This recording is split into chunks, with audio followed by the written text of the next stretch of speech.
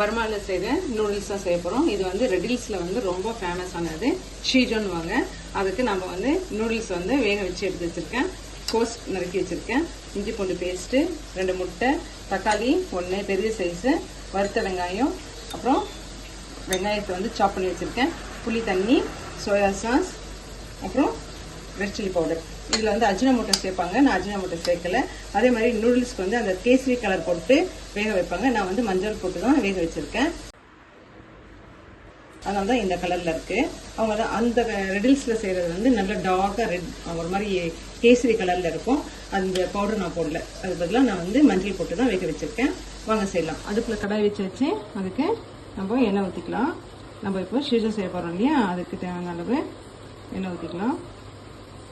சூடாயிடுச்சு. இப்போ இதில் ஆனியன் வச்சுருந்ததுலேயே அந்த ஆனியன் போட்டுருவோம். கொஞ்சம் போட்டுருவோம்.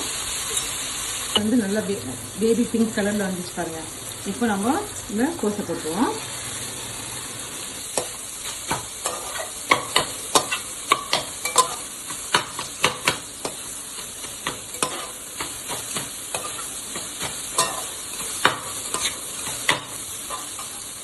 நல்லா வெந்துச்சு இல்லையா, இந்த ஸ்டேஜில் வந்து ஒரே ஒரு 2 டேபிள் ஸ்பூன் வந்து இஞ்சி பூண்டு பேஸ்ட் போடுவோம். சில பேர் இங்கே ரெடில்ஸில் போடுவாங்க, கடையிலெல்லாம் வந்து போடுறாங்க. வீட்டில் செய்கிறவங்க போட மாட்டாங்க.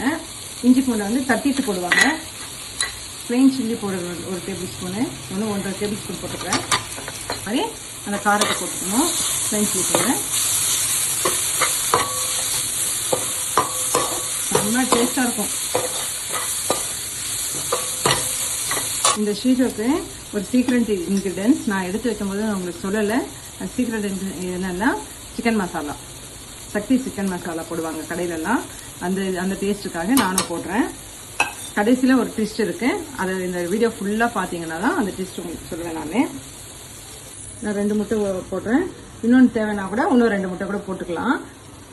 நான் இன்னொரு முட்டையும் போட்டுறேன். முட்டை கோஸ் நிறைய இருந்தால் தான் செம்ம டேஸ்ட்டாக இருக்கும். இப்போ இதை நம்ம கோஸ் இது மேலே போட்டு விட்ருவோம். நல்லா வெந்து வரட்டும். போட்டு கலரை கொடுப்போம்.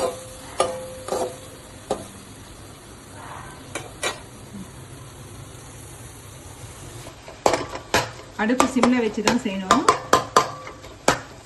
ரெடில்ஸ்லேருந்து பார்க்குற சப்ஸ்கிரைபர்ஸ்லாம் வந்து இந்த நூடுல்ஸ் வந்து இந்த ஷீஜோ வந்து எல்லாருக்குமே தெரியும்.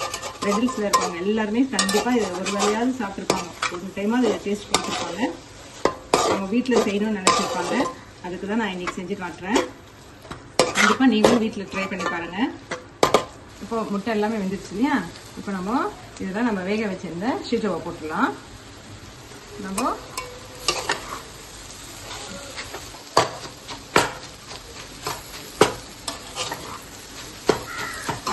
அடுப்பு சிம்மில் வச்சு தான் செய்யணும்.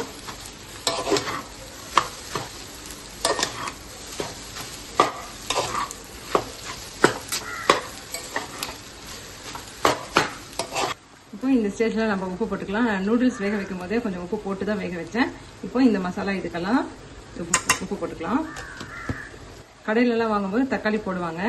அதெல்லாம் தக்காளி வந்து நம்ம டேஸ்ட்டுக்கு ஏற்ற மாதிரி கொஞ்சம் போட்டுக்கலாம்.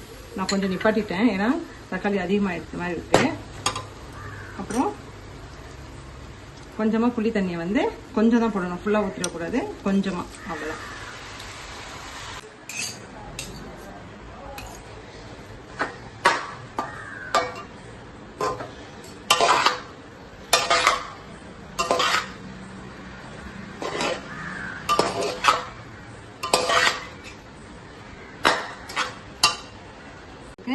சோயா சாஸ் போட்டுக்கலாம்.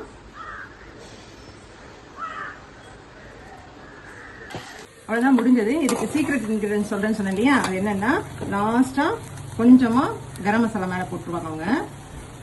இது போட்டால் தான் அந்த ஃப்ளேவர் சூப்பராக கிடைக்கும்.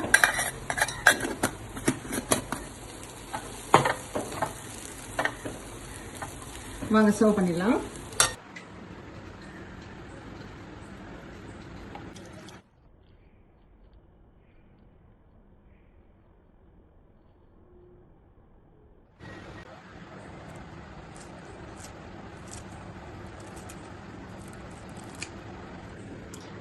ரெடில்ஸ் ஃபேமஸ் ஷீஜோ ரெடி ஆயிடுச்சு.